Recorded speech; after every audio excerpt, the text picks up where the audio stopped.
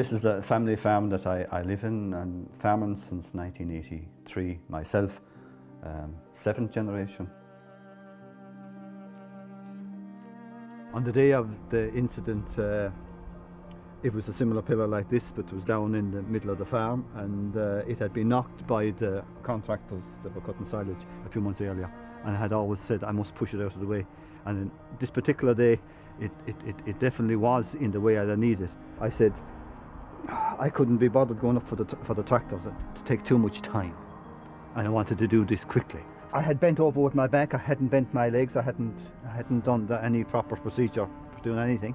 So I tried to turn it, and of course, as I pushed forward, then it wouldn't give, and I pushed a bit further more. And when I felt the tail, I felt the back heat up, and I felt fierce perspiration. The sweat poured out through me. I walked back up very gingerly. I might have to head back up to my wife to say that I really felt I was after doing damage to my back. The injury I did on the day was I actually pushed out the sacroiliac joint, and it's the joint that's there in between your hip and the backbone. The pain was just unbelievable, and I couldn't do anything.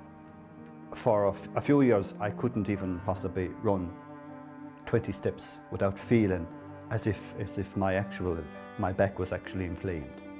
It's what's called a chronic injury. In other words, that it's well over 5 years. It's actually nearly 19 years since I first had it. Over the years, there have been plenty of periods where literally I have gone too far and was out for 3 or 4 days. The financial impact has been quite substantial. The real crux was that when it came to calving cows, then I had to get someone else every time. I just wouldn't be physically able to have done it myself. And that was a huge drawback.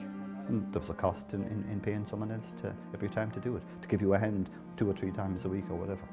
When you're young, you think you live forever, and you don't think of these things. You say to yourself, why would I bother doing these things? Shouldn't I well fit and able? Health and safety is for everyone, no matter if you're 3 and 93. Definitely my advice at this stage would be to everyone to just take a few seconds just to say, how am I going to lift this? Do I have to lift it? Can I get a machine to lift it? And if I have to lift it, how do I do it? By using your legs to lift rather than your back to lift. You keep the object as close as you can to your body, and you actually turn your whole body so that you're actually not twisting your back. When you lift something and then you twist your torso around, I suppose you're putting one bone on top of the other, and instead of just pushing up, now you're actually twisting them and you're bending them sideways. And I mean, if you did that to anything, you'd break it.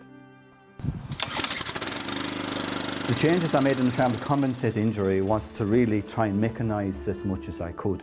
Use the machine when you have to. Use the machine when you have to. There's no need to do the lifting. There is. The loader's there if you have something to lift, that you just get the loader and you tie it on with a chain. Farming is a very physical activity, but the day that you get a pain, that's the day that you have overdone it with your back and you've done something more than you should have. Your body never should be in pain doing any work.